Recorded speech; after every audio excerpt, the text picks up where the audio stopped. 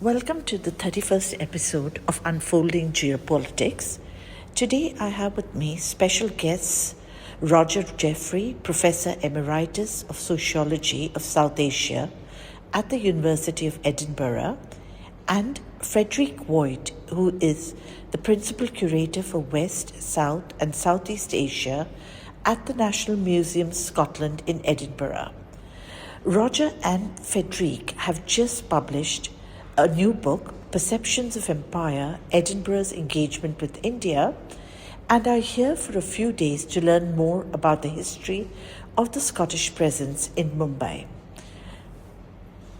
You've had a quick 3 days visit to Mumbai, and what are your impressions of the heritage city that we walked through yesterday and its Scottish heritage? Roger, you'd like to take that first? Thank you, and thank you for inviting us here today. So yes, yesterday, as you took us through areas of the fort, what impressed me particularly was the extent to which almost around every corner there was some connection to Scotland, either as an architect or through the churches or through the schools that we went past. So it's very interesting to us to think about how Scottish connections in the past are still visible in Mumbai at present. Would you like to add something to that? Yes, thank you. Walking through a city and experiencing the heritage is a very special event and experience. It's very much different from the world in which I normally live within museums and small objects. But what it reminded me experiencing the space and the person is really that we need an explanation. So a city doesn't explain itself just by walking through. So having your voice as part of our talk and walk has very much opened up a new insight into Bombay's heritage. It was also interesting, actually, before we went for the walk, when I studied some of your work, that a lot of your work is on the connections and exchanges between Scotland and India and how these influence both countries and Scotland and India as a nation. You are separating the Scottish exchange from the overall British colonial one. Is there a reason for this, Roger? Yes, thank you. This is something which we grapple with, is to understand to what extent the Scottish connection was part of the British connection and to what extent it differed in important ways. So we would say that the Scots have made particular contributions to the exchange between Britain and India. Not all good. There were many Scots in the army, many Scots probably in the police. I'm not sure about that. But the kinds of people from Scotland who came here weren't exactly the same as those who came from England. They're particularly well represented in education, in missionary activities of the Church of Scotland and the Free Church of Scotland. Issues around the education that was available to Scots at a time when England had a much poorer developed education meant that, for example, doctors were more likely to have trained in Scotland than in England. And that kind of input into what's happened in the course of 200 years, 300 years of colonial rule makes for a distinctive twist, perhaps, to how the impact was affecting both India and Scotland. So we had different kinds of people, and they came back with different kinds of objects, perhaps, or they took different ideas, they brought back different ideas. And the people who came and went were often around issues of education. So that the university and schooling here had very close connections with the university and schooling in Edinburgh. And I think that's something which makes a particular kind of contribution to what happened during the Empire. But as I say, I wouldn't like anybody to go away with the idea that the Scots were the good ones and the English were the bad ones. They were good and bad on both sides, but there's a sense in which the Scots nonetheless have a particular kind of contribution. And for example, the contribution of Burns and his egalitarianism, the Church of Scotland being a much more democratic institution. I think that kind of contribution, I think, is worth remembering. I would like to add a little perspective from the museum side. As you know, the institution at which I work is the National Museum Scotland today, but when it was founded in 1854, yes, it was a sister institution of the Victoria and Albert Museum in London, so what was at the time the South Kensington Museum. But still, despite a similar idea, there was a very Scottish angle to it, how it was set up, how its mission was perceived, much more from an industrial perspective, so oriented towards traders, craft people, and that had an influence on how the museum collected, why it collected certain things, and what people wanted to contribute. So quite a lot of our collections were or originated from Scottish people. So there's a different idea, a different intention often behind it. Was very much to address the needs of Scotland, and that justifies in my book this very specific angle on Scotland. Friederike, when you talk about basically your museum, collecting artifacts, collecting commercial goods, industrial goods, showing the people who worked, isn't that also reflected in Mumbai's Bhaudaji Lad Museum, which was formerly the Victoria and Albert Museum at Baikala? Yes, there is very much a connection, or the collections as they were built originally have parallels, so particularly focusing on certain crafts like pottery, metalwork, lacquerwork. So when I went last time, a few years ago, to see the collections there, I was very much surprised to see similar items to what I know from the collections that I care for. You've come to India and you've just collected the first copies of your book in Delhi, Perceptions of Empire, Edinburgh's Engagement with India. And in that book, I mean, I found the introduction extremely interesting because what you've done is put together around 15 to 16 original writings from the Scots who had engagements with India and Indians who had engagements with Scotland.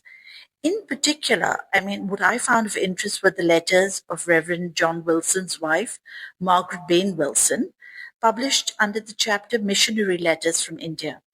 Can you tell us a little about the work that Reverend Wilson and his wife did in India? Yes, I mean, they are a very interesting couple. They come out of a very Scottish background, Glasgow, Edinburgh, and the surrounding areas. They're trained in Edinburgh, and their mission is to do things for the people of India as they saw it, because they saw them as steeped in sin, inevitably going to hell after they died, and carrying out activities which they found obnoxious. So that chapter is not easy reading, and we're not suggesting that this is a description, accurate description of this part of the world 200 years ago. It's a description fed through a very strong missionary zeal that was characteristic of the Scottish Church at the time. So they really wanted to change what was going on here, partly as a justification for empire. Why is the empire, why was the East India Company at the time here? What could possibly justify this? So a series. It's also true for the chapter on Alexander Duff. The significance of Christianity was as a justification for empire, to give it a strong moral cast. So I think one of the things that's different between the two, the husband and the wife, is that the husband was out in public sphere negotiating, getting on with people. His wife was writing letters to her family and really giving voice to how she felt about what the challenge was. Margaret unfortunately died quite young, and so these letters were in memory of her. But both of them quite quickly saw that it was important to focus on education. And that's something, again, which is, as I said, very characteristic of Scotland. So Wilson High School, still there. Columbus School for Girls, again, something that Margaret Wilson was engaged in creating.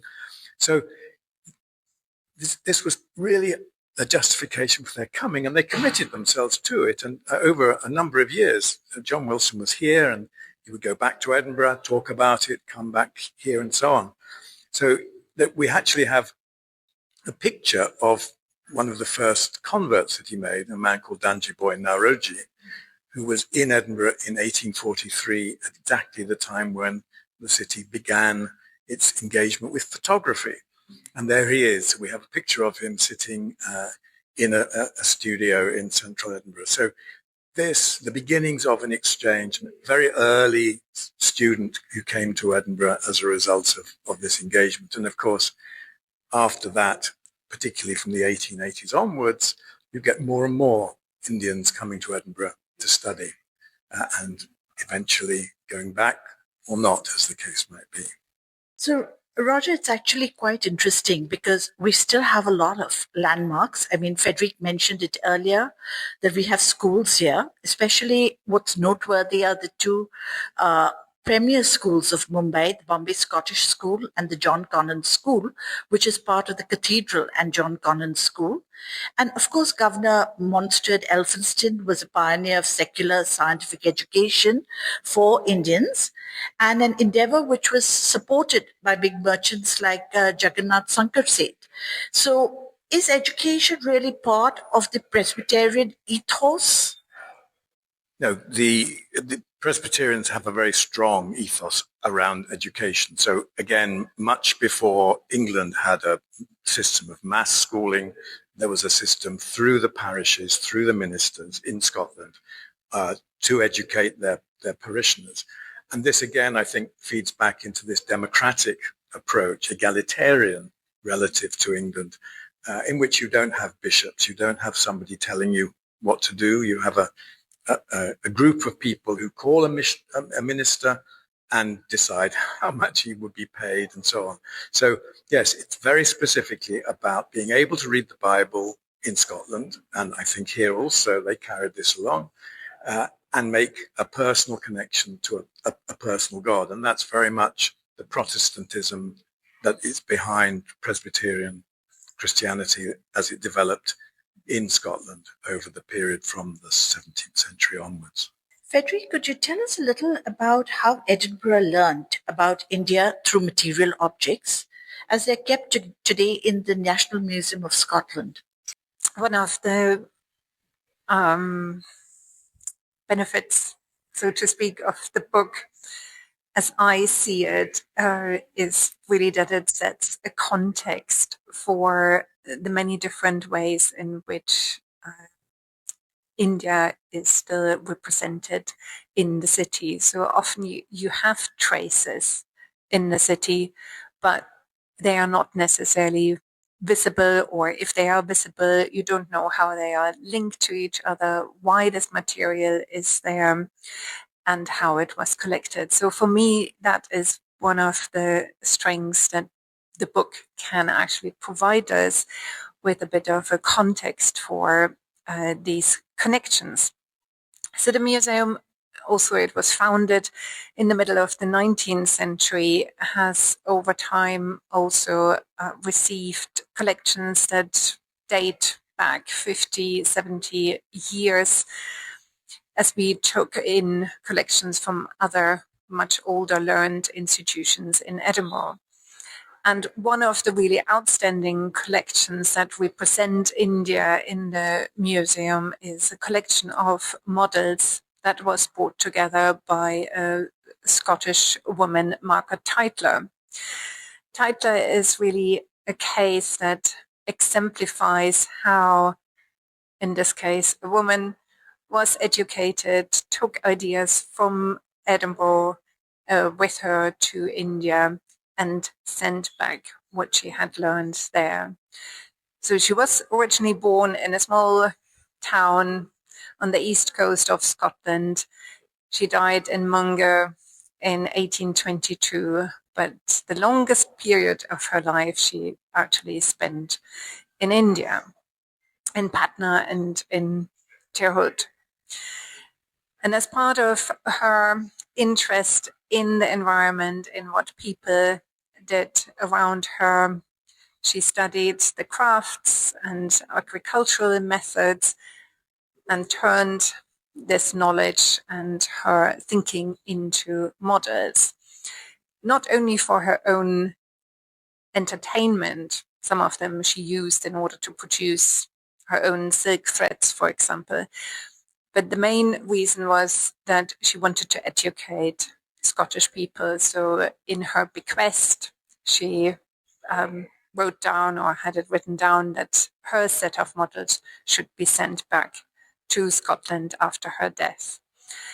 And when it arrived in Edinburgh, it was put on display. It was very much valued. People, a certain group of people, so the educated class, would have seen it on display and seen how Indian people did certain things. And the models were there. They are scale models. They are there in order to learn about methods in which you can do things in the best way. This is how she talks about it. So what are good ways of doing something so that Scottish methods could be improved? That's really interesting because she talks about how Scottish methods can be improved, making scale models of Indian metallurgy, cloth making, weaving. So that's really interesting that there was this kind of exchange because, one would have only thought that they were there to trade and not to learn. In the introduction to the book, you make the point that the Indian subcontinent had very specific trades with each Scottish city, except for Edinburgh, which encompassed everything. So, Roger, can you tell us a little more about that? Yeah, so, there are four big cities we think of them as big, but not in Indian terms.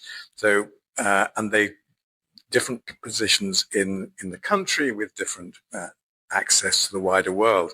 So Glasgow, which is the biggest city, has very strong commercial links. A number of companies that we talked about on the walking tour yesterday, Forbes and so on, were companies where the Glasgow merchants, it's often called a merchant city in the centre, were involved. But they also had cotton mills, they had engineering works. You can find engineering products from Glasgow still across North India, keeping sugar factories going, for example. So that's the particular form that Glasgow has. Dundee, very strong links with Calcutta and with jute mills. Most of the jute mills around the 1880s, 1900 were owned by people from Dundee, and a lot of coming and going between Dundee and Calcutta as a result. Aberdeen and Inverness were more around, these were farming areas, so a lot of men went into the army, but also as cultivation of plantations went forward. So you find them in tea plantations, in rubber plantations, in coffee plantations. So a lot of the plantation economy is linked to that part of, but across all of them you get certainly recruits into the army. What happens in Edinburgh is a greater proportion of area around certainly science, medicine, education in general, but also the kind of education that would equip a young man to get a job in the East India Company's civil service and eventually the Indian civil service. So that's the kind of difference that Edinburgh has because it was the capital. So you get more missionaries, you get more doctors, you get more skilled people who are able to run a bureaucracy proportionately. But of course, you also get recruits from other parts of the country as well. So we talked about also Indians starting to come to Edinburgh in large numbers in the 1880s onward. Why did they come to Edinburgh? What was their experience like? So they came to Edinburgh for the schooling, for the education in the earlier period. So a man called Prafulla Chandra Rai, who was a very leading early Indian chemist, establishes Bengal Chemicals around the turn of the century. He was in Edinburgh for 4 or 5 years doing chemistry and took that knowledge back with him to establish better training facilities in the University of Calcutta, but also this factory, which is a pioneer in pharmaceuticals. Medical students, they were the largest single category, certainly by the turn of the century, because Edinburgh is a real centre of medical education from about the 1800s onwards, the early 1800s onwards. So even until the 1920s or the 1930s, they came for medical education, but also engineering education, etc. So those were the major reasons for coming. But by the 1930s, the 1940s, so this tails off, that they don't come so much. If they come to Britain, they go to London or to Oxford or Cambridge, and the numbers coming to Edinburgh decline. So that the post-Second World War migration is rather different. These are people who come to stay, they come to live and work, and those are the people whose testimonies we include in the final chapter on South Asians of various kinds in the city and their experiences. So in general, I think it's fair to say that Edinburgh was a relatively friendly place to come to. When you hear all of the qualifications, there was certainly racism. Sometimes this comes out in public. So in the 1920s, there's a colour bar put on by some restaurants and dance clubs in the city against not only Indian students, but anybody of colour. And the people who come in the 1950s and the 1960s also talk about Edinburgh as a cold, not just cold climatically, but the people of Edinburgh are relatively cold compared to other people in Scotland. Not that they are unfriendly in general, but there's a reserve. They aren't as warm and welcoming as some other. And so there are definitely, almost all the accounts we have mention episodes of racist abuse or of discrimination, and yet these people stay and make a life and are now, I think, in large measure, well accepted. An interesting fact for you to think about is that the tourist shops along the centre of Edinburgh, in the heart of the old town, the heart of tourist Edinburgh, many of them are owned by Sikhs. So the Sardars are selling Scotland to foreigners from all over the world. But behind those shop fronts, there is a Punjabi. That's really interesting, Roger. So I think my last question is for Friederike. As we talked about the historical connections, it might be useful to consider the significance of these historical links for Edinburgh, Scotland, and India today. How would you sort of frame these links in the contemporary world? If we don't know history, we can hardly understand what is important in the present. So looking back at these existing links from the late 18th century onwards, as we do in the book, has certainly helped me to understand better what I can do as a curator at the museum with the collections that I care for. One of the main one of our main areas of work is to make these collections accessible to communities, to the South Asian community, but to all other communities in Edinburgh and in Scotland too. So seeing where we have come from and why South Asians, as Roger has just explained, live in the city is clearly an easier way into imagining what we can do with these collections in the future. So if you think about the 18th, 19th and early 20th century as still collections built during the colonial and imperial periods, the character was shaped by the thinking at these times. The 21st century is very different. So how do we do engage? How can we do engage with these collections today and make them useful for society and society in its plurality, so a multicultural society?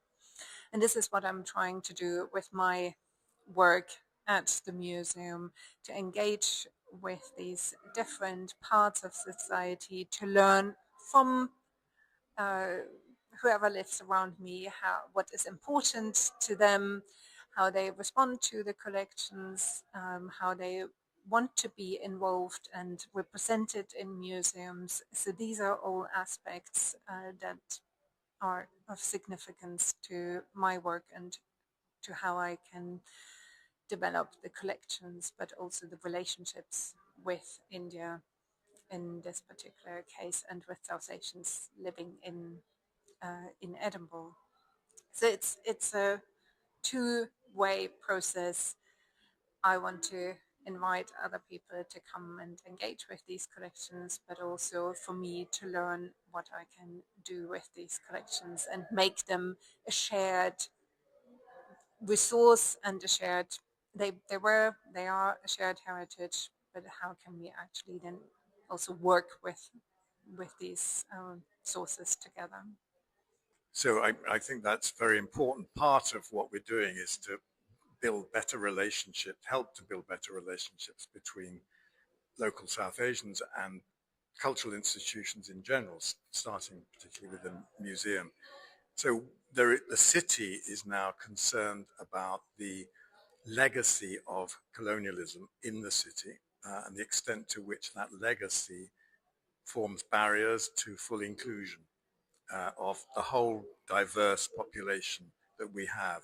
So this book, we hope, will contribute to that process of building a more inclusive, more egalitarian, more welcoming city for its current residents and for the future, in ways in which their skills that we will benefit from, they will benefit from, in ways that currently we don't do as much as we should. So this is a contribution to a process that we're part of in various ways.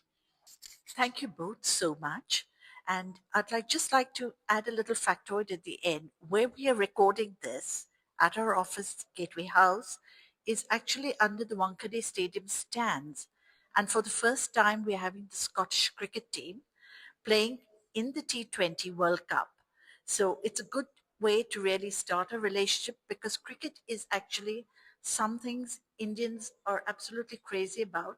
England is crazy about. I mean, it came from England cricket. So with the Scottish team also in the mix, we've got a lot to look forward to. Thank you both so much.